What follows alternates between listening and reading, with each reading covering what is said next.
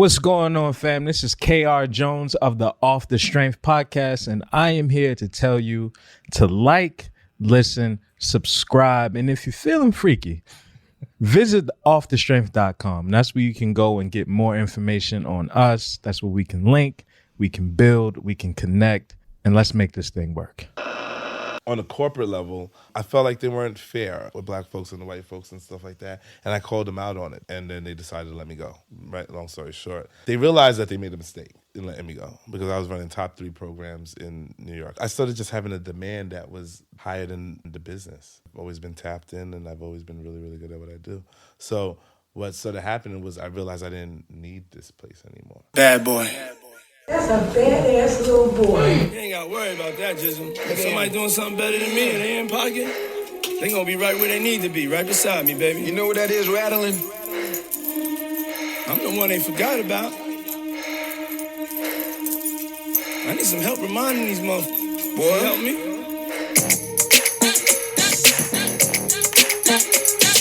So cold. It's God's work. I ain't got nothing to do with this. It's God's work, man. But I've always had a theory and a thought about that anyway, because like to be black in fitness in the 80s and the early 90s, you have to be a certain type of black. Sing the song. He wants you to be happy. He wants you to be free. Like I wouldn't cut it then. You couldn't be free. You couldn't be, this cursing black dude who wants to dance and chill and rep his hood and shit like that. You couldn't be that guy. You know what I'm saying? You only could be 2 different types of black guys to be in the limelight of fitness in those days. You know what I'm saying? Because it was such a white dominant thing. Look at here, a nigga finna get loose. Huh? A nigga finna get loose. Huh? A nigga finna get loose. Huh? A nigga finna get loose. Where you from? Where that at? It's gonna blow up. And I called it. Once I heard the Drake album, I was like, by August, we're gonna hear mad house everything. DJs are gonna start playing it. And then I started like just digging. And then I started finding like regular rap records that y'all were turning into house records, right? Like I think it was like a knuckle buck into a house record. And I was like, this shit is crazy. That's a hell of a mix right there. It's crazy. And I told my client the other day, I said, once the masses find this side of it, it's over. Oh, for sure. It's over. Like it's like Chopped and Screwed, right? Like Chopped and Screwed existed before, they started doing a whole Chopped and Screwed, right? But once like the masses who aren't into Chopped and Screwed can relate it to music that they listen to already, then the genre blows up, right? So the same thing's exactly. So the same thing's gonna happen with house. Like once like New York niggas can hear, I think I was in a 2 milli rock, on any block on a house beat. Once the masses of like New York hears shit like Once that, it cross over, they're gonna be like, oh, this is ill. Then they're gonna go to like the Rod Lee and the rest of them and be like, oh nah, they got some freaky shit over there. Rod Lee, oh man, No, he go crazy. He's like my favorite right now. Rod Lee. It's been a couple of days. It was an artist named K Swift who did. K Swift go crazy too. I'm on it. She passed away in a pool party in B-More years Wait, is ago. that the one that goes, SpongeBob, Jerry, sexy walk? Who's that? That's like TT something or some shit? Yo, I'm telling you, so I'm on. I'm on it now. I'm on it, man. I'm on it. See, that's the beauty of like my job. I listen to music more than people. You know what I'm saying? Like I play music all day. You know what I'm saying? Yeah, man. And I think that's obviously been the essence of like the boot camps and stuff like that. You know what I'm saying? Music component. Then I Yeah, see you man, with yeah, the R&B. You gonna get into all of that. You man, we jumping the gun. No, man. my fault. We did something different. Camera, baby. I got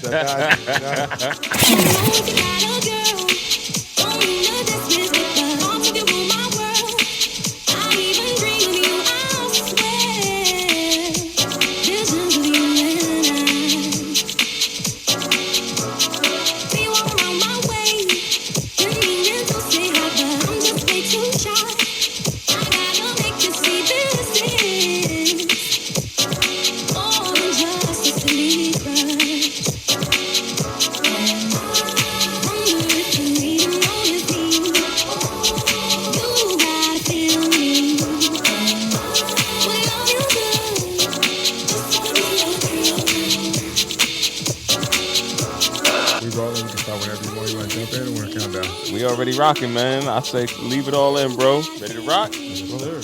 Tired, man. What's good, everybody? What's good? Welcome back to yet another episode of Off the Strength. We're giving you the inside look into all things wellness culture. I'm a trainer called Tony, and of course, with me, I got a gentleman of extraordinary league.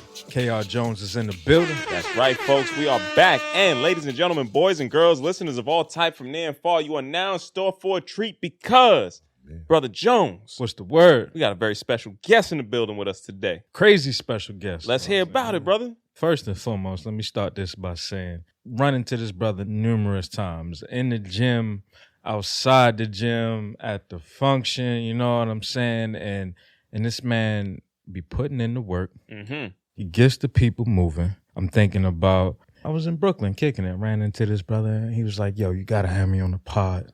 I'm the most culturally relevant trainer in this. That's something, Like something that. I would have said. And I was like, okay. I like that energy. I love that energy. You know what I'm saying? We haven't had the chance to really sit down and chop it up in this format. So I'm looking forward to this conversation. We got the man. We got the myth. We got the legend. The guy with the best shoulders and quads in the game. Man, Irv is in the building right now. Irv, what's up? What's up, brother? How you moving? What up, man? That's one edification, man. One hell of edification. I appreciate that, man. Of course. Yeah, man. And that sounds like something I would have said. You definitely said Yeah, you I was, got it. I got it. it was a good block party. You Yeah, was definitely no, on the yeah, sauce. right, You know right. what I'm saying? I might have been on the sauce, but not enough because I would have said that sober. That'd Yeah, be like, for sure. That's So, I what's mean, up. craft is dope of training, but I say this all the time before we like even get in there. It's like it's made where you don't get to be expressive like that. Meaning like you're a servant of God, right? And your job is to like take care of the people, and that's the utmost important part, right? Like I get that part. Yeah. But then it's like you're not allowed to say, yeah, I think I'm like the best one out here. You know what I'm saying? Like you know what I'm saying? Like that's frowned upon. But if you go can't like talk like that. What you Right. doing? Like now they're like, oh no, who's this guy? You know what I'm saying? In this sport, you're not allowed to say that. You know what I'm saying? And I realized that a long time ago, and I was like, I'm saying it. Hell Like I think we we got the best boot camp in New York. I think I'm one of the best trainers in New York. You know what I'm saying? And it's not a shot to anybody. It's just I just genuinely think I'm up there as one of the best to do this game. You know what I'm saying? Yeah, man. Anybody to take offense to you promoting yourself, that says a lot about them, man. Yeah, man. There's a long list. Oh, we got the list now. Hey, There's man, a long it says list, more man. about you if you ain't feeling us. You know what I'm saying? That's Right. why we're here. I like the whole You know. bar for anything. Right? Now, brother man, I don't want to speak for you. I want you to let the people know, who you are, what it is you're about, and just give them a background as to, you know what I'm saying, why we got you on this couch here today. Yeah, and how we got here, right? So for the public that doesn't know me, my name is Irv. A lot of people call me Zeus, right?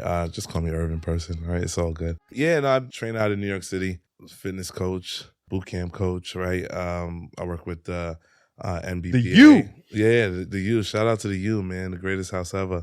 And I work with the NBPA as a trainer as well, which is like working with the NBA's grassroots and stuff. You know, I'm Canarsie, Brooklyn kid.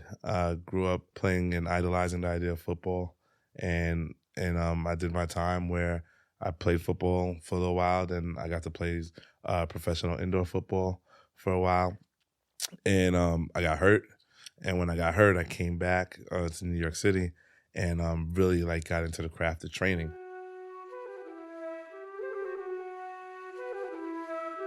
Long story short, before I got hurt and all that good stuff, when I was getting ready for football, I met this guy named Kyle, and he became my trainer. I was like, hey, man, I want this guy to train me.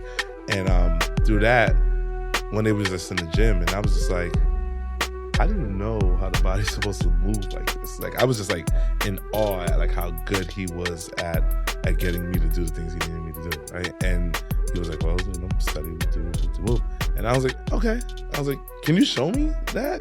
Can you teach me how to be like this good? Like that at that moment I fell in love with the idea of like anatomy and movement and understanding like, oh well, if you go this way and this happens there and torso rotation there, or whatever the case may be, right? So then I took that and he helped me out and he helped me package that. When I got back to New York City after my run in arena, I quit school and I went into training and I joined the company. I joined this company called Bally's.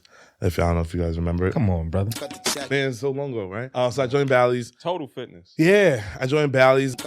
I became the #1 trainer in the nation, ranked through them, and then I got moved to becoming a fitness director. Then after that, ran this course. I got fired, and then I went independent. So I've been independent now for maybe about 7 years or so, right? So under my belt, we probably got like 12 years, 13 years of personal training in total. But as an independent, where I got to run my own company and do my own thing and build this brand and change lives on my own, accord. That's been about like 7, 8 years now. So yeah, man. And then we've been able to create amazing things, amazing platforms. The House of Zeus, and now I get to sit on the couch because I earned a little bit of stripes and shit. Hell yeah. You've been on this couch a couple times before, brother. So but I get to sit on you. Yo, man, you guys don't understand how important y'all are. Oh man. No funny. I was just telling my client this the other day. We were talking about this podcast and shit because I was like, I think you had texted me like while I was in the session. So I think I had like shared it. And I had a podcast for a long time ago. And I was telling her about this and I was like, these guys are really important to, trainers coming up and what's going on now and stuff, because the fitness side of podcasting is extremely boring. Maybe not to us three. You know what I'm saying? Like I can listen to three white dudes talk about sets and reps. About femurs, macros and stuff like that, and the lumbar system. I could listen to that all day because that's just what I do, right? Cool. But it's extremely boring, right? It's really boring, and the average consumer is not as knowledgeable as the three of us, right? We're probably three of the smartest people in the world on an anatomy standpoint, right? That's not like saying much, but that's saying a lot, right? Because the average person doesn't know jack shit, right? So when you factor that, you guys create this platform which has music and it's black as shit and it's culturally driven, and we talk about fitness. Holy shit. You know what I'm saying? Like now that's medicine to the candy. Yo, I'm getting ready to put y'all up on something, man. Yo, when you see something ill, you know what I mean? That shit is woke.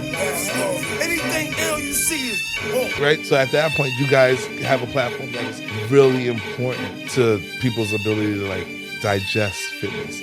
Because as black culture, I personally think we're still just finding our way. Like you know what I'm saying? Fitness was like a white dominant thing, the Jane Fondas of the world and stuff like that. Like I have a lot of thoughts about that. Billy you have Blanks. to be, the Billy Blanks. Billy Blanks is black. But Billy Blanks is black. I think Was he? Had to hit the brakes on y'all niggas like, whoa. Niggas getting both on my block like, whoa. Coming home within a half an hour like, whoa. Front like they had the manpower like, whoa. More or less, more so. I rip guitar so I live the fast life. Come through in the port slow like, whoa. For a while I thought Richard Simmons was like half black. You know what I'm saying? He had the pro. I can see whatever. Right. Then you had Sean T or whatever. But I've always had a theory and a thought about that anyway, because like to be black in fitness in the 80s and the early 90s, you have to be a certain type of black. Oh, absolutely. You have to be earnest and stern like Billy Blank. You know what I'm saying? That's the only way you're gonna get on TV. Or respectfully, you have to be gay. You know what I'm saying? And it's not a shot to being gay. It's just that you had to, you know what I'm saying? There's still a proximity. You had to be safe. There's still a proximity to whiteness in that space at that point. You know what I'm saying? Yeah. But you couldn't be us, right? Like I wouldn't cut it then. You couldn't be free. You couldn't be, this cursing black dude who wants to dance and chill and rep his hood and shit like that. You couldn't be that guy.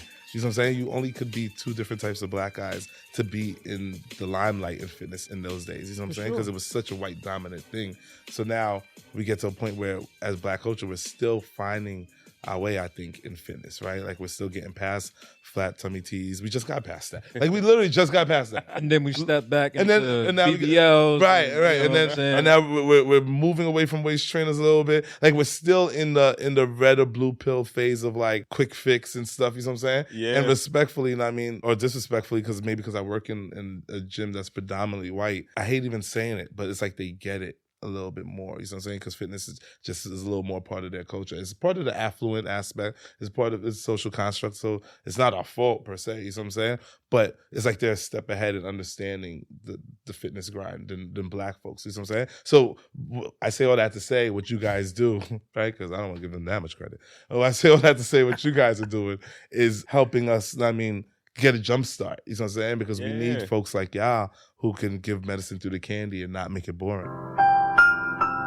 Man, Irv, you came to play today, bro. Oh man, I'm just you got all the points out. I'm just motherfucking He been talking. potting, you know what I'm saying? I'm just motherfucking talking. I love it, man. And I want to go through everything you just said, but another important distinction as to why, one, I just say thank you for all of that stuff is that, man, if there's anybody who understands that walk from having corporate success to you having to make the jump to go independent, to you being successful independent, to you then being able to define and differentiate your brand inside of that spot too, a lot of that is something that we try to shine some light on. So hopefully we get some people that are out there that are also still in this profession, that you don't have to just be a part of one institution, your whole situation. You take your knowledge and you can let that knowledge leverage you into a whole different lifestyle if you really pay attention. I agree. So that's a big part. Appreciate that. And I feel like on another note, the injuries, right, is what I always come back to. Like, I play sports, bro. Like, you show me a sport, I'm gonna show you how to win type dude. You know what I mean? I played basketball in college, played football, tore my ACL twice. Right, had the same leg, had 2 knee surgeries. First time around, I was in high school. I tore playing football. Right. You know what I mean? And I went to physical therapy, and I saw people there, much like you, like, yo, you get paid to do this? I want to do this. Yeah, man. Go to college, tear my ACL again. This time I'm studying anatomy and physiology. You know what I'm saying? This is what my degree's in. It was like, yo, why does this happen? How can I prevent this? It took me to the yoga world and so many different other things, cool, right? But I say all that to say that the injuries is what plague us the most, right? Especially the people that have been sidelined from, just not working out or the pandemic or sedentary lifestyle. Throw whatever you want into that mix, right? But when you get people to move like you do, you know what I'm saying, and to energize them and to bring life into them, like that's a real gift, Now we start the pod off, you jumped the gun, just a little bit. Take me back, Turbo. You was in the hurry up offense. You know what I'm saying? It's fourth quarter. Fourth quarter. We're in the red zone. Listen, I'm doing 2-minute drills just now. All right, take me back, Turbo. For sure. Now we go wind it back. Let's wind it back. Little bit, you know what I mean? We go 3 hours this motherfucker. Easily. I love it. Now we start the pod off by asking, where were you when you fell in love with this thing we call wellness? Right. Now you laid down that foundation with Kyle, who obviously that's my name, so I gotta love that. You know what I mean? But I want to ask specifically what really drew you to it, and what was life before you got to that moment? You know what I mean? I think I grew up big sports fan naturally, right? But kind of like almost all kids, I think, where it was like the stern, earnest guy or the guy who looked a certain way or something like that. You know what I'm saying? Not even that you get all the girls, right? But more like you're just a man, right? And then as a youth, my favorite like team to watch was like Miami University, football team. The U, right? And that was because they had like the cutoff shirts. You know what I'm saying? And I used to be like, yo, these guys are styling, bro. You know what I'm saying? And then you realize the type of work that you have to put in to be able to do that. Fast forward, one day I was watching this HBO show. Was it HBO? No, I lied. NFL Network show on Terrell Owens or whatever. And then he was working out, going crazy. Man, it's a robot. It was like Terrell Owens like behind the lines or something like that. Yeah. I would have like a 30 for 30 type shit. I think I remember seeing man. And he was working 4% body fat, bro. Yeah, he was working with this white trainer, and the white trainer kept calling him doctor. And which is funny because to this day when I train clients, I call him like boss and captain. And be like, why do you do that? And I always reference like one day I was watching this trainer trade Terrell Owens, and he would call him doctor all the time. It's just like it was a nickname. And I adopted that or whatever into like my language, you know what I'm saying? And I think I started falling in love with the idea of effort creates this type of result, you know what I'm saying, really, really early. And I understood it. And then, you fast forward a little bit, and then that's where I fell in love with the anatomy side and the nerdy side, right? Like I tell people, like, I am a nerd on the low, right? I'm a nerd. And they just don't think I am, but I am, you know what I'm saying? And I fell in love with that part, working with Kyle. And after that, just the love just grew more and more. But you just find different avenues in health and fitness to love every time. Right now, you love understanding what food works good for you. You know what I'm saying? Like when I realized that me and cabbage don't get along, right? Like that was like a big deal. That was a big deal to me when I found that out. You know what I'm saying? And then you just keep growing and keep growing, and you realize like, oh, I can teach people this stuff. And then you watch their bodies change and have this amazing success rate with working with folks and stuff like that you just keep falling in love deeper and deeper into the craft, you know what I'm saying? But to go to your question, I think my earliest would probably just be through sports as early as a kid, and understanding the aspect of like, you know, hard work creates these type of results, right? I didn't know what hard work really meant at that point. You know what I'm saying? I didn't know how hard you had to really work to look like that or be like that, but I understood that it came from somewhere. And I think the love started happening there. Maybe as early as like 9 or something like that. Man, you got to it early. I know for myself, it wasn't until much later into high school. And I think you're talking about Black people's relationship to physical prowess, wellness, all the rest of those things. And I know it's easy for us to make the connections when you're talking about sport. And I also have to take that lens and look back at historically, our physical prowess was monetized at a certain point in time. So absent of sport, which is monetized, we had this disassociation that also came along with it because we literally was on fucking auction blocks for a little bit. That's true. Right? So I could see why people have this aversion or why people look at it as a luxury item initially, because look at what you used to have to do. Used it for, right? What they did with it. And I think back through that, and I think them through, like, for me, it was straight up, you said a shallow kind of answer. Man, I was strictly working out just to get into better shape, just to get to better access to different types of women. I know that's right. Which is fair. Straight up and down. Yeah. That's how I first started. That's what it was all about, brother. That's the It only was thing I ever no other reason. 60% debt. He got her. He got abs. Did what? Bet. I need abs. It's like, that's how the whole shit started. It's still that now. You know what I'm saying? Listen.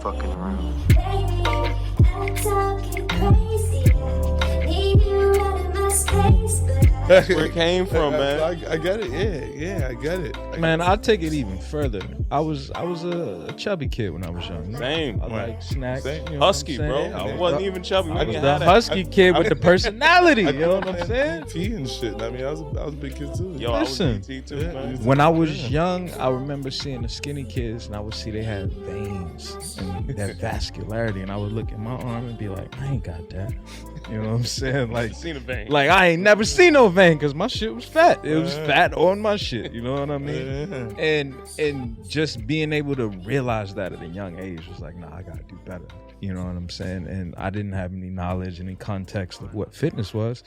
Fam, I started doing push-ups every commercial break. Yeah. I was watching TV, a commercial come on, all right, I'm gonna do push-ups until these commercials go off. Yeah. Next commercial come on, I'm gonna do sit-ups, you know what I mean? And that laid a foundation. Like, nobody told me what it was. Nobody gave me a book. I just was like, I'm gonna just do it because I'm gonna do it. I was running sprints around the house like just cause, you know. And later when I got to high school, when I got exposed to anatomy, and you know, I understood that shit like rap lyrics, bro. It was just like, yo, this that whole album. This the blueprint right That's here. what you got. This is how a muscle contracts. Bet. And Lyrical nobody else exercise. picked it up the way that I did at that moment, you know? And it was like, my mom was like, yo, that's your gift. You got to share that with people. And I'm like, Man, I'm impressed that you got that in high school. I didn't get that part till later. You know what I'm saying? see, I went to college prep and be more, you There know you what go. I'm saying? So Right, like, right. when high school was up there, we was dissecting cow, trachea, and all types of other shit. But Oh, they was hooking you up. it laid down the foundation for me to continue to grow on. What you know about thumbing through the hundreds, 20s, and the 50s, spending 10s and the 5s in the mall? I'ma say it all. 2020 Pyrex vision. Catching contacts, standing next to my kitchen. Hit a 20, 50, 100s, the money machine. Clicking in my rolling game, taking out ball. I'ma say it all. And I think, much like what you were saying earlier, being black in this industry, it's almost two-faced, right? Because I remember back when I was training in that box gym and them heavy days, it's like people wanted to work with me because they wanted to look like me. And Yeah, it's like, fact. man, you never gonna look like me. You can pay all you want. You can come 4 times a week. I can get you in shape, but we don't got the same genes. Right. You not willing to do what I did to get where I'm at. And that's the reality. Real shit. Gave my life to the block. Figure I get shot, at least I die on top. Expanded the operation out in Maryland. Me and Emery Jones in the caravan. Took the show on the road out in VA. Dropped a couple off with Roller in the PA. Then the other side of it is that when I'm working in this box gym, I'm helping all these white folks that can afford it. And I'm not helping the community of people that need it. Yeah. You know, and that's what hurt the most. And then when I go to the community, they ain't listening to me. Like, you know how much these people pay me? Right. You know what I'm saying? That's the crazy part about, which goes back to, how we're able to prioritize health and fitness, right? And being black in America, being black in the hood, I grew up in the hood, at least just from my vantage point, right?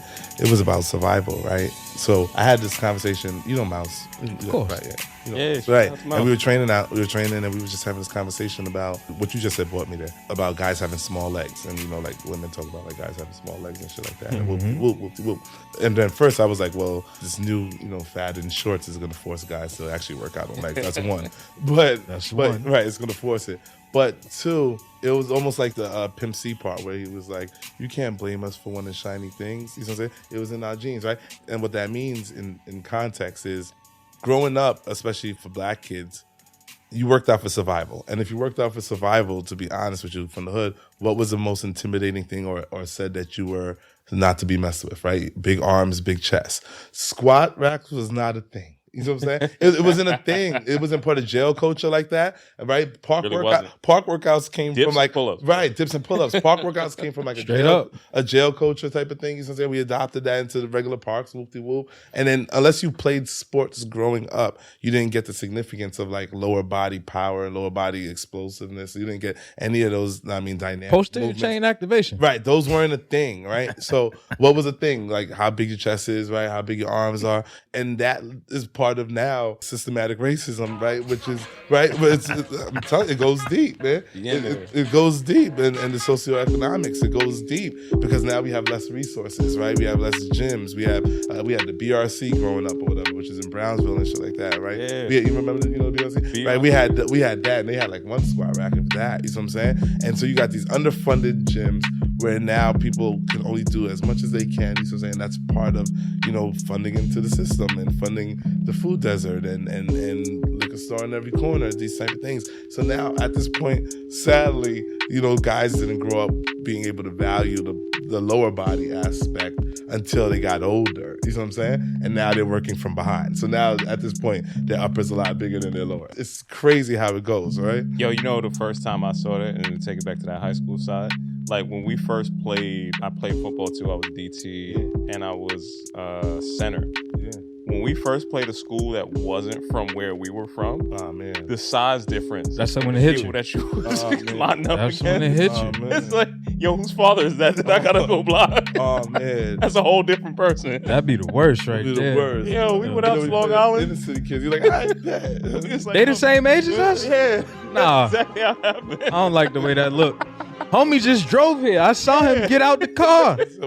But now, bro, like, nah, bro, y'all not from here. That was wild. I Yeah, seen this man. kid. It was like, yo, that's the other. Yo, he's the guard. Why is he so big? Why is his legs so wide? Yeah, and man. it's like, oh, y'all live in the gym, and y'all coaches actually know what the hell they talking about. Y'all got a whole system to invest in you being the best possible athlete. Where it's kind of like, And okay, you figure it out. And that's underfunded school systems, Yeah. right? Because the janitor tends to be the gym coach. Legit, it was like that. Or the gym coach tends to be the football coach, and he doesn't know anything about strength and conditioning.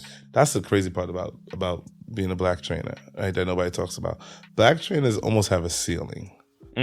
There's a ceiling, bro. For a lot of us. You know what I'm saying? You can only go but so far a lot of times unless you really fucking break it yourself, son. And that hammer, man, that shit gotta be tougher than a motherfucker. I'm telling you. Because what happens is, I'm telling you, man, I've seen it. I lived it. You lived it. I lived it too. I made it like that. I lived it like too. that. You know what I mean? And You whack MC. not even just mainly in the sports world, but just in general, period. And then you'll work with like black trainers and coaches or whatever. But these kids or these adults get to a certain age or a certain economic status, they go find the white one. You know what I'm saying? Because there's a different knowledge power. They don't believe that you know the same thing. Going to get, 3 degrees in exercise science, kinesiology, and microbiology and stuff like that. You know what I'm saying? And so it's like our ceiling is like there. It's not this thing where you can fly as high as you want. You're almost boxed in unless you create your own lane. You know what I'm saying? Like I remember I was going to work with a pro athlete. He brought me down. I went down to Summer League. He was like, come watch me play for a little bit. And I really want to train with you. And I was like, all right, bet, let's do it. I go out there, I take all these notes, and I'm like, all right, bet. And we had a meeting the next morning over breakfast. And I was like, all right, so this is what we you got to do. Whoop-de-whoop, whoop-de-whoop. He was like, all right, cool. And he knew me from training, like, you know, high school football players around the way and this and that. And I knew we had mutual friends too. So he was like, all right, bet. And we sent him the contract and the invoice and all that because he was like, he's down. And then next thing you know, he never signed it. Turned around, he's working with like these white guys over there. And I was like, got it. You know what I'm saying? And then what I told him was, one of the things I told him was, you're way too big for the position that you're now. He's playing point guard. I'm not going to say his name because we're actually cool now. So I was like, you're way too big to play point guard and we got to cut weight. And he never cut any weight with these white guys. And then he ended up overseas. Not like anything's wrong with overseas, but naturally you want to be in the NBA if you want to be in the NBA. He got drafted into the NBA. So it's not like you went overseas to go into the NBA. He actually got drafted into the league. To go overseas is almost a step back because nobody wants to be in Yugoslavia for real. You know what I'm saying? You can get money over there. You actually want to play in front of your family. You're not in the A. You initially want to play in front of your family and be in the U.S. You know what I'm saying? So he got released and he ends up going overseas and he became the man overseas. God bless him. But I say that to say that was part of my ceiling in that moment. You know what I'm saying? Like there was still a value on white trainers and coaches that a person seen more than the black one. You know what I'm saying? Man, that's all that is too real for most people. I think a lot about when I was in school. I went to LIU Brooklyn. Yeah. Right? So that's where we met. That's where we met. Great program over there. But this is right when the Nets had just came to Brooklyn. Right. So they had the internship where you could be an intern for the Brooklyn Nets. I was in line to get that shit. Yeah. And I saw two of my homies go through it.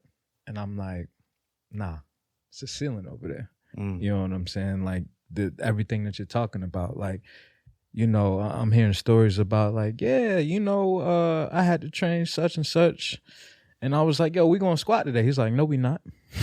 And it's like, what do you tell a dude that's making more than you ever seen in your life? Right. That say, we not squatting today. Right. And now it's on you to be like, well, establish the order. I mean, get this back. You know, and then he get hurt. Now. And now it's on you because they coming down. Or even worse, the team is trash and they fire everybody. Now where you at? The whole staff is cut. Right. The whole staff is clipped. You ain't make not one layup, no shots, nothing. You can't even go get the balls no more. You ain't doing shit. Everybody got to go. You out. And just speaking to that point, man, I think in being in the wellness world, a lot of people think that the professional athlete is the ceiling. You know what I'm saying? Or the nowadays, I'll even say the blue check client. It's like, yo, I got this blue check client. That's it. I'm off into the sunset. And it's like, fam, that's never been the case. Right. And if anything, you're limiting yourself in the opportunities that you could have. You know, I think a lot of times people just don't expand their horizon, right? Like, I think a huge part of this wellness side for me was more so like, I didn't want to just be a trainer because I wasn't just a trainer, you know, like, and how many trainers step into a yoga world? I was like, yo, I ain't seen nobody that look like me doing this, you know? And to go into a whole nother direction, the music side of it. You know what I'm saying? That's where we're going now? That's a hard left. You know, we got to go into the music side of it, you know? Yeah. Because being in different classes, bro, I didn't hear the music that I wanted to hear, you know? And the people that was playing music that I wanted to hear wasn't the people I wanted to see. Yeah. You know what I'm saying? It just wasn't the reality of it. Now, this correlation or this connection between music and movement is such a powerful dynamic. And I know you understand this because we was talking about it before, and I know how you give it up in classes. I gotta ask you selfishly, you know, what was the first music you gravitated towards?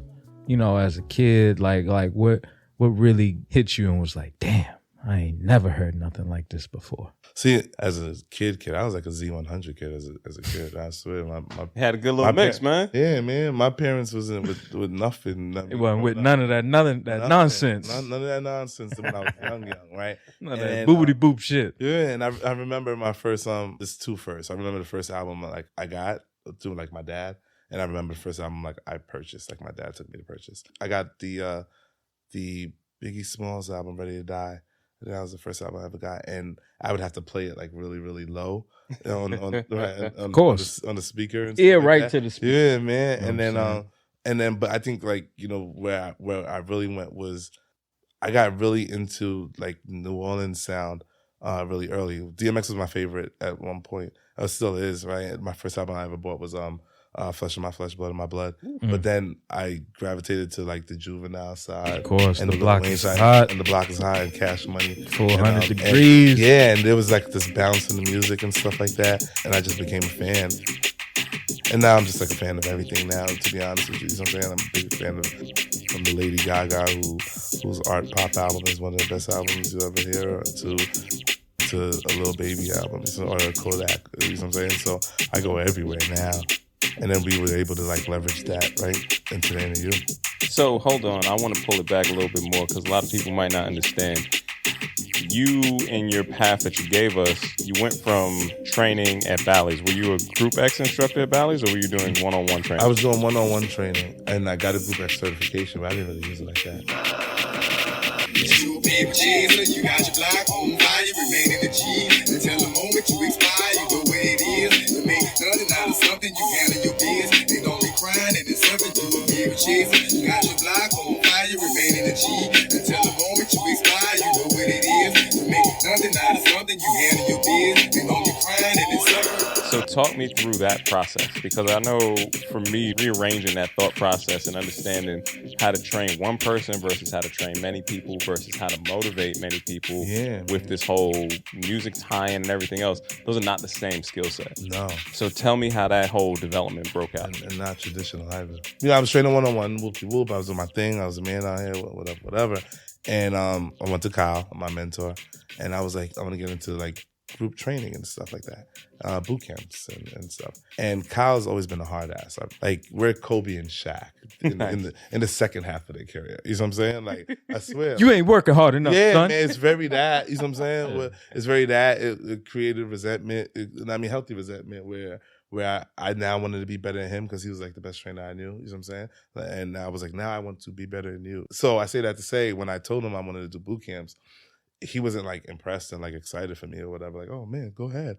He said, and it matters. He said, there's 1 million boot camps. So what the fuck are you gonna do that's different? He challenged me. That's what he said. And I was like, damn. And that's what he does. And I was like, you're right. What am I gonna do that's different? Because he always know I want to be best in the center. So he's like, how do I not just do one to do one? And I do one that now changes the course of fitness and culture and the way people look at fitness, right? And I came up with a pretty simple logic. A burpee's a burpee, right? There's a burpee in every class, man. There's a squat in every class. What's going to make yours different from theirs? And I decided it was the entertainment value. You asked him who it was? Yeah, I asked him. Why? Why not? How you gonna ask a soldier like Mazon a question like that? Either he gonna say or he gonna go and work it out. Either way, you ain't got to be asking him shit. Boot camps aren't entertaining. They're getting there now. I'm not gonna take credit for it, but they're getting there now. You know what I'm saying? Like now that you start seeing people boot camps with the whoop, they're getting there now.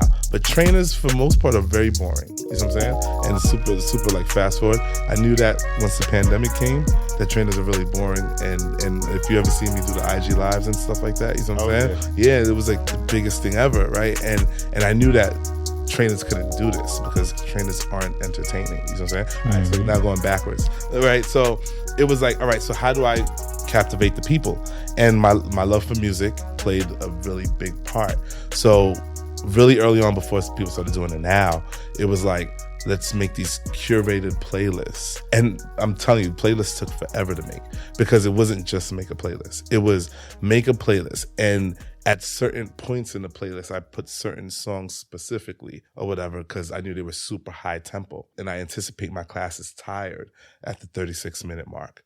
So, but now when you hear Chief Keef, I'm a real in the good, like now you can't energy not move. right You know what I'm there. saying? But I purposely put Keef at track 12. You make it a moment. Yeah, right. You make it a moment. That's why whenever I talk to like new trainers and stuff like that, I say you're not selling a class, you're selling an experience.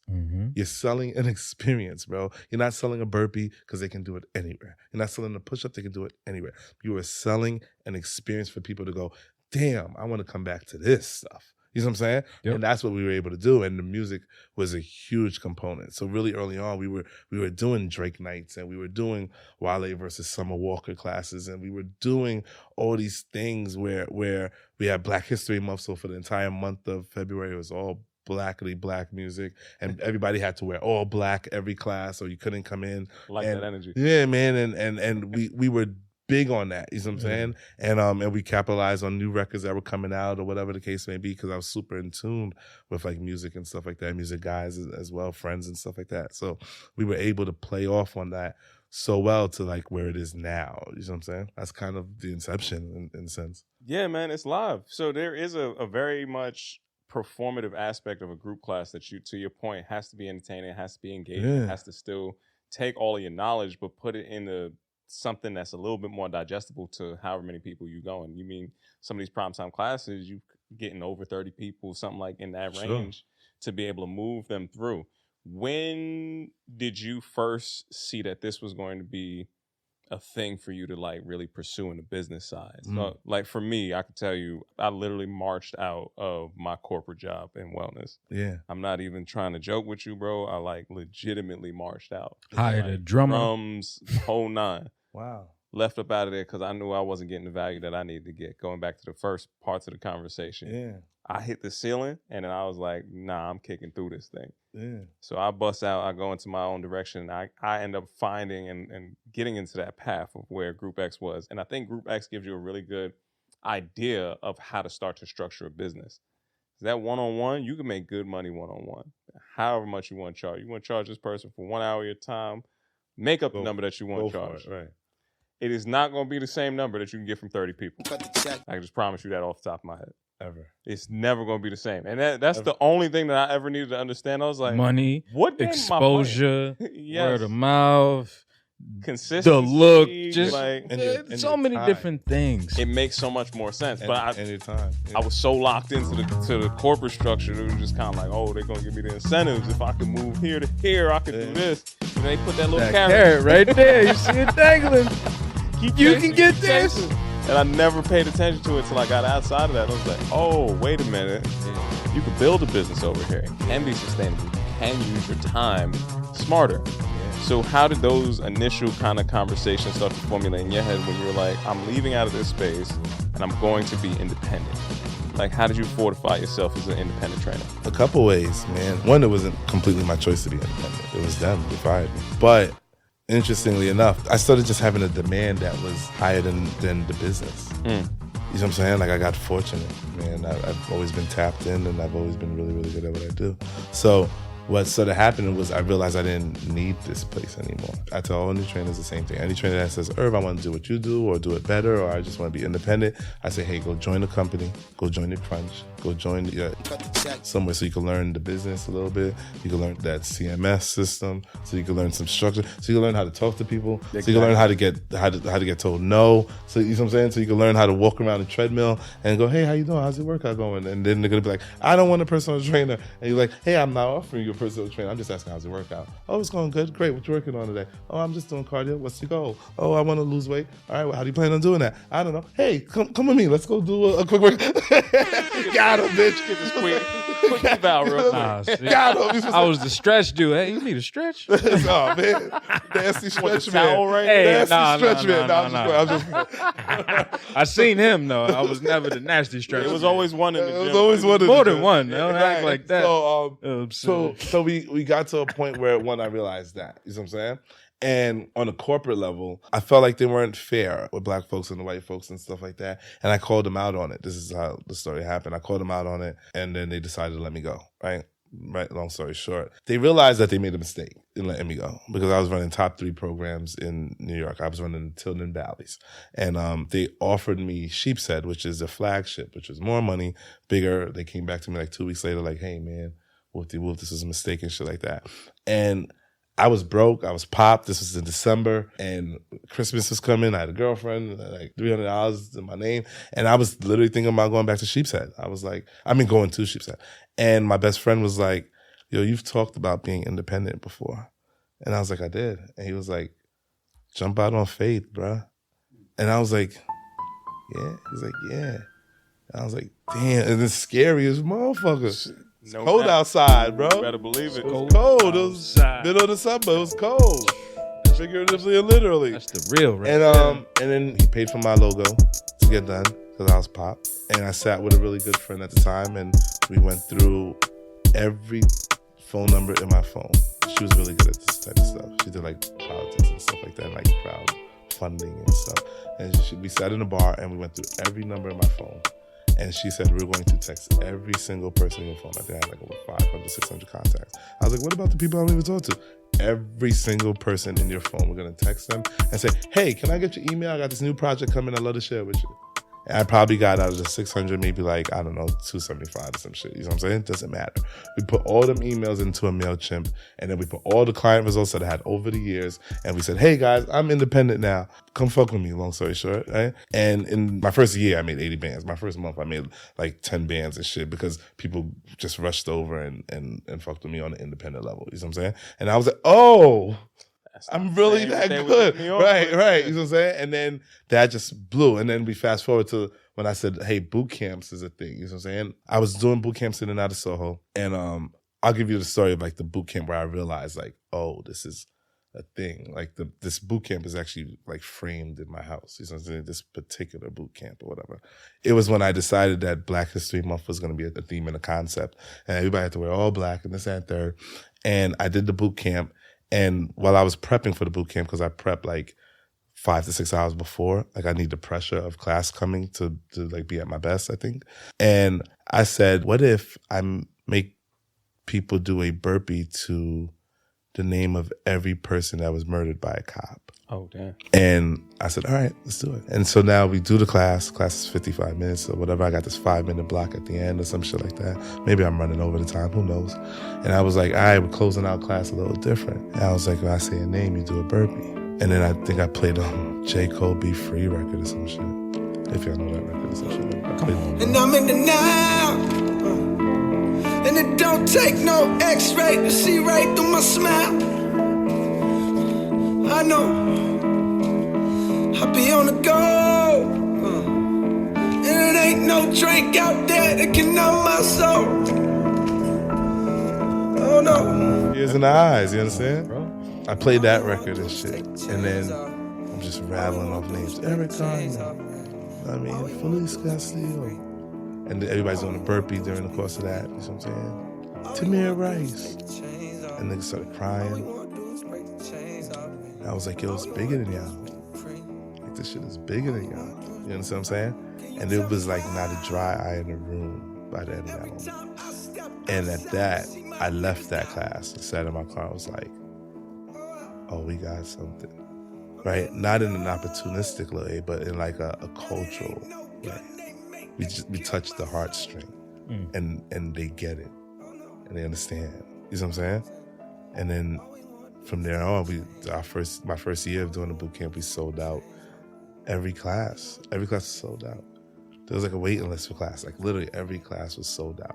People had to bring their friend. People had to come see this. People had to come experience what we was doing. And then we did cool things too. We every month we gave back because it's, again, the slogan is it's bigger than you. And there's a privilege to being able to work out, in my opinion. You know what I'm saying? Mm-hmm. There's so many people that can't work out for a myriad of reasons. You know what I'm saying? There's so many people that can't make the time, unfortunately. There's so many people that can't come to Soho, come to the city, and pay $25 to take a class at 6 p.m. in the evening. So many people that don't have that luxury. You're actually privileged to be standing here right now. And I would tell them that. Like, you guys are privileged to be here. There's a privilege for you to guys be in the middle of the city. We're on 5th Avenue. He was using some dance studio. We're on 5th Avenue at 6:30 p.m. And all of you guys are free enough to be here and have the money to be here and the access and the resource to be here. This is a privilege. So because you guys have a privilege, you guys are now going to give back. So that's how that started. So every month we're donating to breast cancer, men's mental health before it was trendy. You know what I'm saying? We're donating socks. We're donating can drives to the home. We're doing things to the homeless. We started doing those things every class because, you know, every month has a national health month or whatever the case may be, right? Mm-hmm. So diabetes month, I would find a company to give the money to. You know what I'm saying? And every month was something. And they had to understand that they have to donate. Like, you have to. You see what I'm saying? Because it is a privilege to be able to work out and not have diabetes or not have, cerebral palsy or not have, you know what I'm saying, a mental health issue potentially that you know of. You know what I'm saying? It's a privilege, you know what I'm saying, at this point. So you got to take care of the people that don't have this privilege. And once those things and those concepts started to lock in, I knew this was the greatest show on earth because it was bigger than fitness. Really brings about that purpose. And I would also say there's a care for your community that comes across with that. Where do you attribute that coming from in your life? Like, who'd you get that from? My uncle, I think. My uncle, when I grew up, when I was, probably early teens or something like that, my uncle was like the gym guy of the family. I mean, Uncle Al. And he lived in Jersey. We'd go down to Jersey. I was a chubby kid or whatever. I was DT. And I was a chubby kid. And he wouldn't let us eat Chinese food. And he had a weight room in his basement. And he was the super brolic guy of the family. He wasn't necessarily really brolic, but at that age, I thought he was like Superman, right? Yeah. But he was in great shape. And then fast forward to some latter part of my life, he gets diabetes. And it was like, wow. And that shit like hit me mad hard. Like mad hard. My first boot camp ever was I did a boot camp on like this indoor football field for diabetes in respects to him. You know what I'm saying? That was my first boot camp ever because he was my guy. He's still my guy, but he's my guy. You know what I'm saying? He raised me like more than my dad. You know what I'm saying? So when he had diabetes, he got it bad. And then he's insulin and this, that, and third and whoop-de-whoop and shit like that. He's down bad. And I felt that. And I think from that moment on, I think I just had this idea of like, man, there's really a privilege to being healthy, man. You know what I'm saying?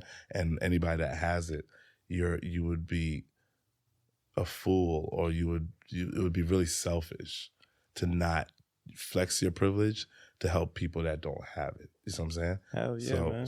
So to be around me and my class and stuff like that, you got to be able to do that. You got the ability, you got the obligation. Yeah, I think so. I appreciate that, man. And I had a chance to see one of those classes one time. The one that you did at Solace with Ja. Shout out to the brother Ja out there. Shout out to my guy Ja. Thanks to Ja for even plugging me into that gym particularly. Yeah, and that's how I first crossed paths with you on that side. But just even to see the community come together and everybody was willing to move and how you interact with everybody and really just getting people to, and this is post-pandemic, so people just starting to get back into this whole groove of working out like that and getting back into that kind of flow had to be something that meant a lot to all of them. But what does that mean to you when we had that little bit of a pause on being able to do stuff like that and now getting that opportunity to come back and seeing it come back with even more kind of excitement? Like during the pandemic and stuff? Yeah. Yeah, it was tough. You know what I'm saying? That was tough, especially as a business owner. I mean, that was tough. Absolutely. That was tough as a business owner. I took a lot of risk. I took a huge risk during the pandemic, and it worked out. But I was itching to get back into being in front of people and stuff like that, and getting that energy. Because during the pandemic, I decided, against better judgment of a lot of people, I decided to do my classes on IG Live. No one can decide my destiny. Only I can decide my own for me. A lot of trainers went to Zoom and stuff like that, which made sense because you have to paywall and you force people to pay and stuff like that. And that makes sense, you know what I'm saying? But I knew that I could bring something really, really special to the world, that I'm going to make it free, you know what I'm saying? I'm going to make it free. And I'm going to ask for donations. And I mean, the donations, I was making thousands of dollars a week, to be honest, you know what I'm saying? Completely transparent. But that was all good and gravy, but it was nothing like being able to connect with people in person when you got to go live and stuff like that.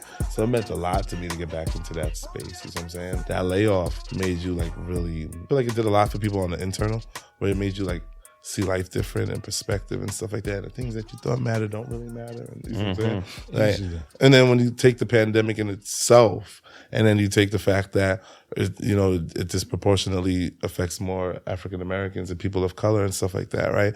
And that's huge, right? Because I had a lot of friends who lost people during the pandemic. I lost people during the pandemic. Same. And then it's tricky because it's like, yeah, it affects people of color because it's a respiratory disease, right? And at that point, if you're not healthy, I mean, you're susceptible to what can happen now. And now, why are you not healthy? I don't know. You might live in a food desert.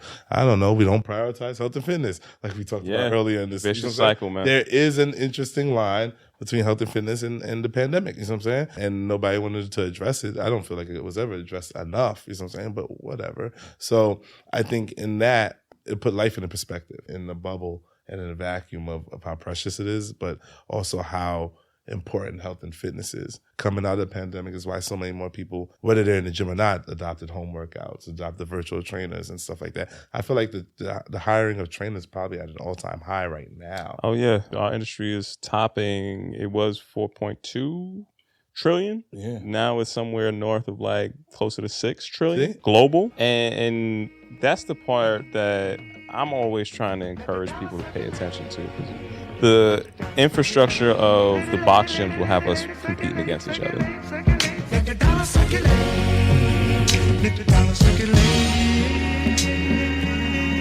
Irv, I could look at you and I know why you're successful, and it don't have anything to do with all of the other stuff that some people might attribute it to. What your walk had to be just to get to this level. Yeah. And that's really what the conversation that we need to pay attention to is like, if you have all of that and look at that wide ocean that's like $6 trillion of ocean that's out there, why are we ever competing for the same resources?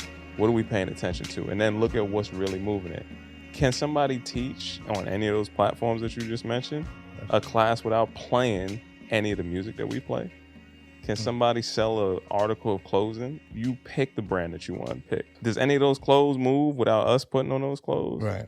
Like, and then start to really understand like where your value comes from and what that value looks like on the world market. Yeah. And what could you do if you actually decided to turn that table and retain some of that value? And that's been the conversation. You talk about taking hits during the pandemic, man.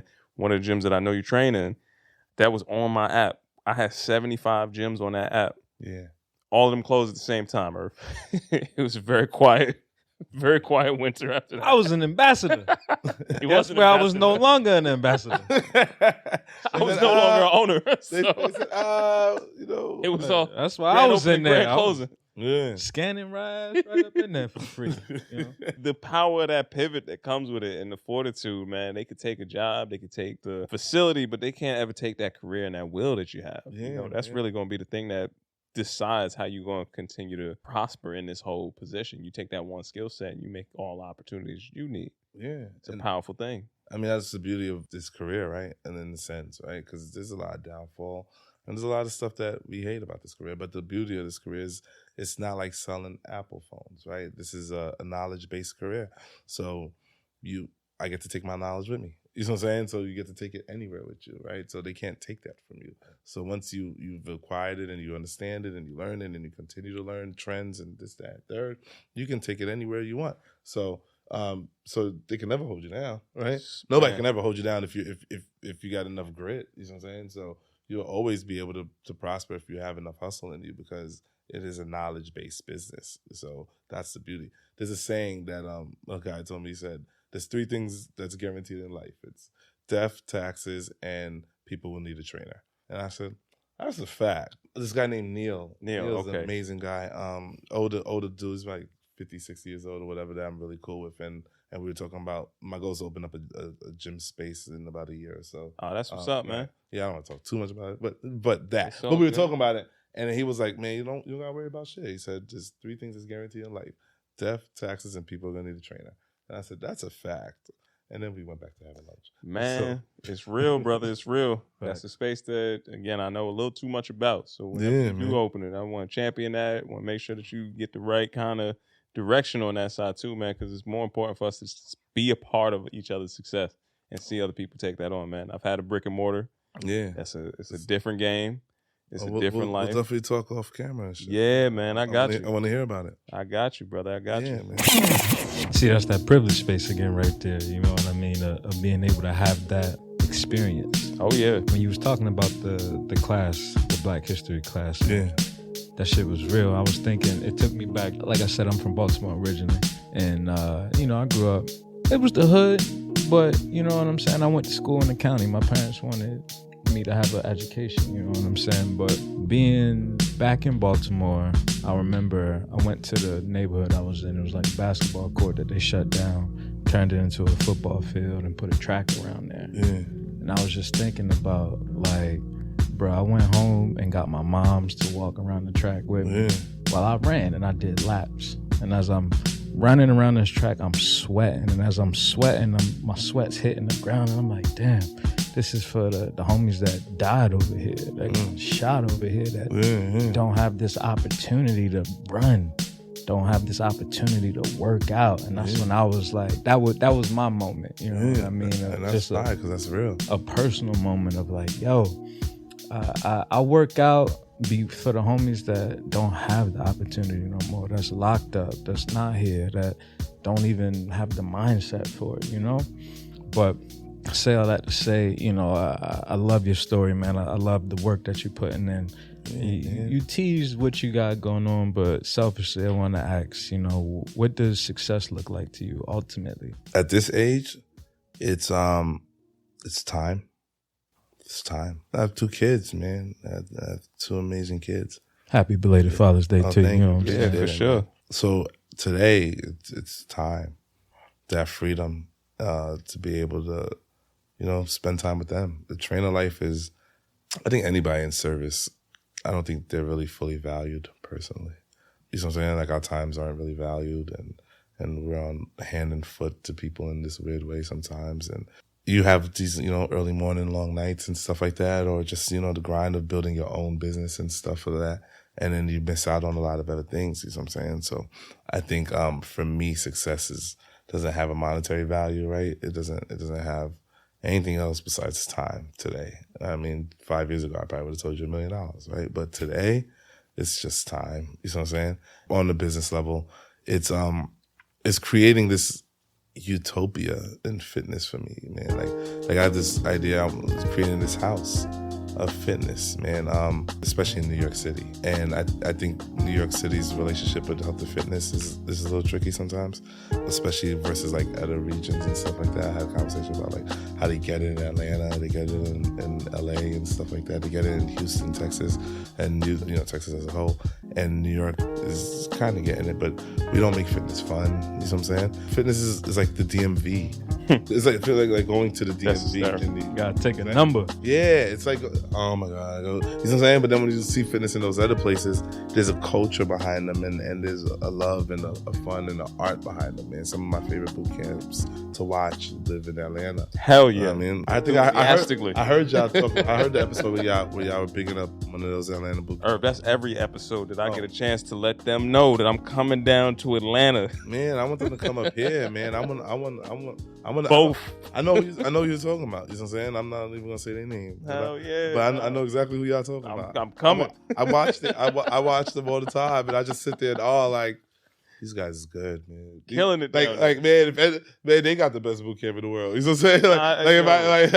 If I ever was like had to bow down to a class, like these boys is motherfucking good. They get it. You know what I'm saying? So, and the funny part is, my goal is to emulate that in New York, which is why music is also so driven. It's a part of why I'm as vocal as I am, because I watch a lot of them. You know what I'm saying? They're fucking amazing.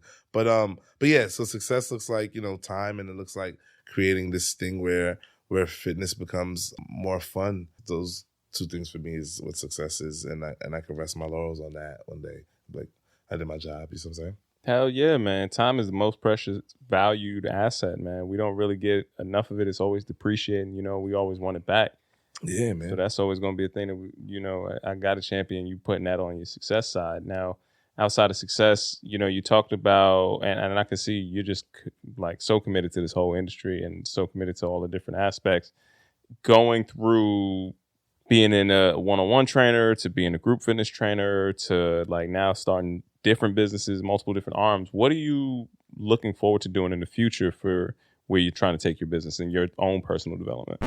Wait, our interview's almost over? Man, I'm good for another 3 hours. This is crazy. It's like the wrap-up. I had a 6:30 session this morning, bro. My day ain't stopped yet. With the wrap-up music. We solid, bro. Just want to hear about it. Well, I think it. What do I have coming up, man? The weekend of July 16th, 17th, man, we're going to be doing a special class.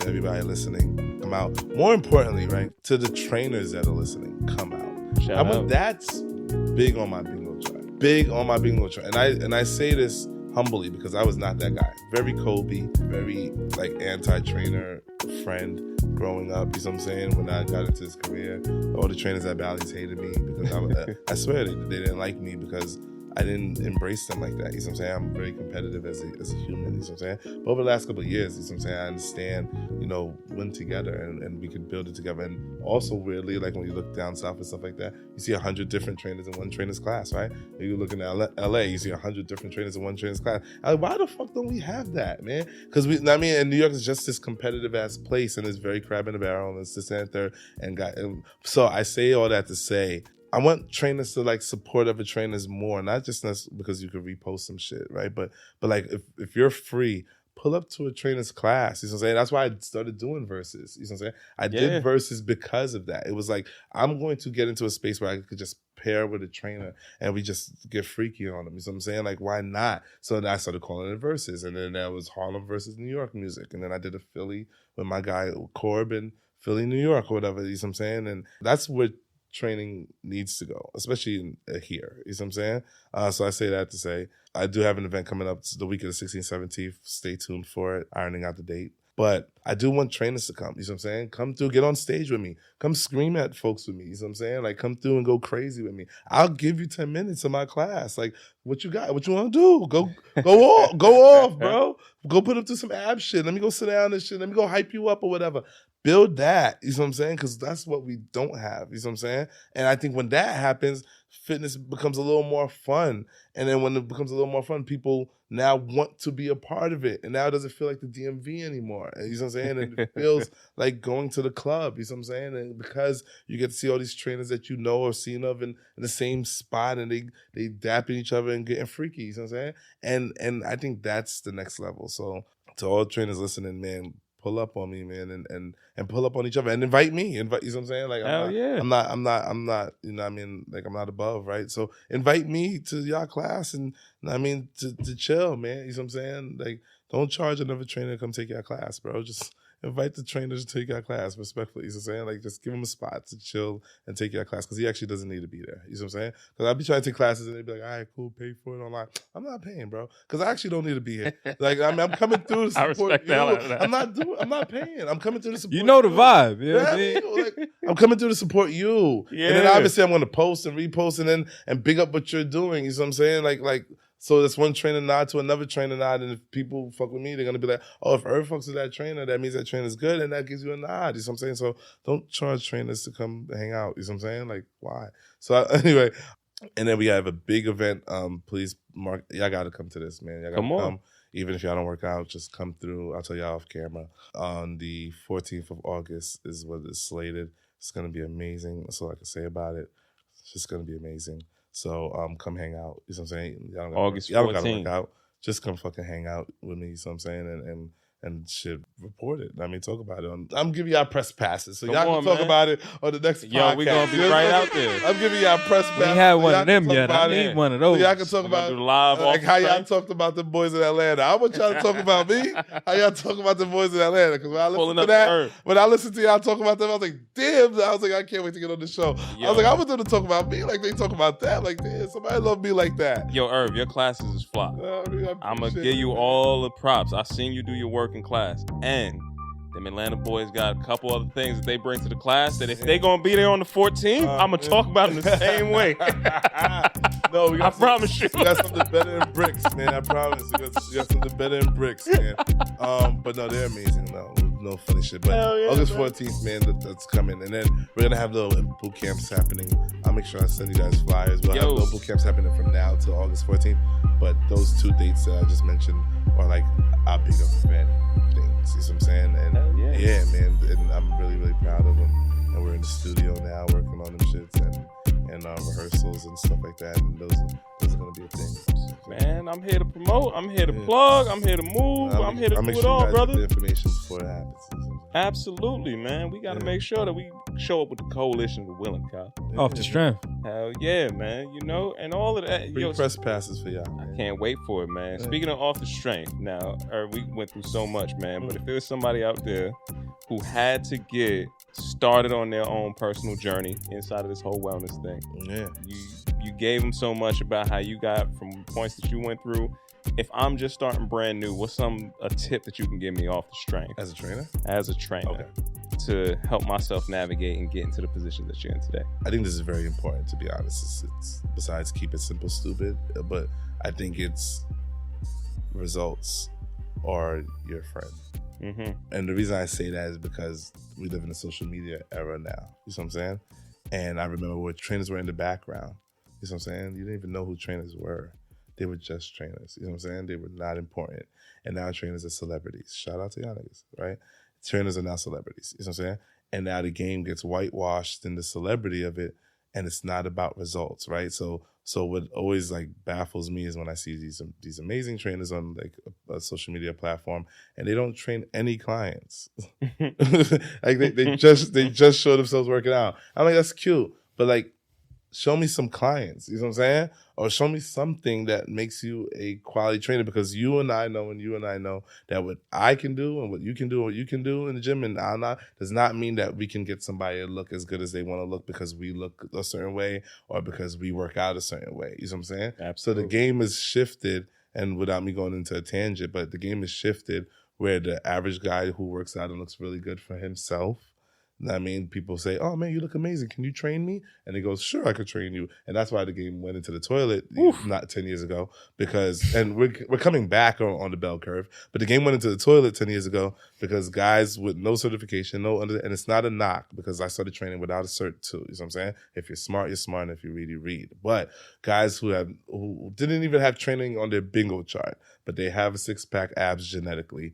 And at that point, they pick up these clients because the client doesn't know any better. So they go, "Can you train me?" And then they go charge them $20 and drop the value of training. And then they get no results. And then the game is full of fluff trainers who look like that, because it is not hard to look like that for yourself, especially genetically. And then you take on a bunch of clients that you don't deserve, respectfully. And then you get guys like, not even me, other guys who are charging 3-digit on the ticket or whatever for quality work, and then you got clients that's like, "I'm not paying 3 digits on the ticket." Then you trust me, you pay what you get for in this industry. You know what I'm saying? So when you pay for the $25 guy at Planet Fitness or whatever the case may be, and then you get hurt or you get no results, and whoop-de-whoop. But the problem with that on the bigger scale is because that's what social media gravitated to, and we went through an era. We're coming out of it, but we went through an era where it was just a bunch of fluff trainers who didn't know the femur from the humors, and at that point they skewed the bell curve for us. You know what I'm saying? For trainers that give a fuck about the craft. So I say all that to say, if I was talking to an up and coming trainer, results are still king. You know what I'm saying? Results are still king. I don't care about you, how many push-ups you can do. I don't care how many squats you can do. I don't care how big your legs are. I don't care about any of that. Results are still king. You want to grow your business, show them that you can change some lives. You know what I'm saying? You don't, because this is a word of mouth business. You know what I'm saying? It is a word of mouth business, and I appreciate that. I appreciate that 9 out of 10 of the clients that I get today are from word of mouth. I'm not fishing. I don't even promo as much as I can. I don't even put enough workouts on my page. I don't. You know what I'm saying? But I have a waiting list right now that is over 20 people long that I unfortunately can't get to. So if you're listening to this now, I'm not ignoring you. I just have no time slots. Yo, December, he might get to you. December, I might get to you. But results is key. That results is king. If I was talking to somebody that was going into the Group X space, boot camp space or so, I would say, like I said earlier, a burpee is a burpee, a push-up is a push-up, a squat is a squat, but can you entertain, right? Entertain them and give them something to want to come back for. You know what I'm saying? It's not about the push-up, bro. Can you entertain them? And can you connect the cultural dots? You know what I'm saying? If things are happening in society today, they have to live in your class. Boot camps are like Saturday Night Live. You know what I'm saying? Like improv. Yeah, it's improv, bro. Yeah. If something is happening, it has to live in your class. You know what I'm saying? You got to be able to touch the people in that type of space. And that would be my key to anybody that's doing boot camps. Don't be boring and have a personality. You know what I'm saying? Man, that's what sells. Yo, I love even your personality coming across in them tutorials, brother. Oh, You man, giving them thank out. You giving out some real game in them tutorials sometimes. Not sometimes, all the time. Medicine through the candy, man. Medicine through the candy. I love it. Them tutorials, man. Yeah, I get a lot of love for the tutorials. Alright, so boom, the weather's getting nice, right? And if you're from New York, you understand how pivotal and important the Harlem Shake is, alright? So let's get these shoulder routines to get your shoulders just right. Now, fellas, don't do too much at the party, because I be hearing y'all be sweating too much. And ladies don't really like that, alright? But in the interim, right, you're gonna hit these 4 shoulder routines. Make sure that you get your Harlem Shake right. You got front delt, you got the lateral delt, you got the rear delt. I outlined it all for you fellas. Get light. Ladies, get crazy too. Get crazy too, because this summer the to-go cups is out. Dykeman's a little more racist by the day. The weather's breaking. It's looking good. Short shorts, fellas, only. We turning up. Get the shoulder routine and get right. We're gonna go back to doing them again. Absolutely. Because like I said, the craft of working out is like boring. It's not boring, but it's not fun all the time. You know what I'm saying? And when you realize that if you can package it into nasty massage, man, or you could right, real. or you could package it into how not to hug people during the summertime and shit like that because your girlfriend will kill both of y'all. Put it into like sneaky links or why cleans are important for throwing people into the pool during the summer, right? Like if you can package that, you know what I'm saying, and make people go, oh man, that's clever. That makes sense. It makes sense. And now they're gonna want to potentially go to their local gym and do it. You know what I'm saying? So made it work, man. But you make it work, and medicine through the candy. Yeah, and you're putting yourself inside your product, brother, which I got to commend you for shining bright, for finding your path, and for really like taking that to the level that people are emulating, but they can't copy something that's so authentically you, man. So I really do appreciate you for shining that, brother. I appreciate that, man. Yeah. Thank you. So the good people out there are going to need to know how to find you, man. How could we connect? Yeah, on Instagram predominantly, Zeus of QLF on Instagram. And you guys can get me on Facebook if y'all want. If you guys are interested in personal training sessions, feel free to head to thehouseofzeusnyc.com and fill out the inquiry, and we'll schedule a consultation phone call. If you're interested in boot camps, really just stay tuned because we post it everywhere when we do them. You know what I'm saying? So it'll always be on the website, but we also have an ebook on the website, a nutrition ebook. If you guys are interested in that, why wouldn't you be, right? Head over there right now. Go get yourself an ebook. It's $9.99. It's on sale.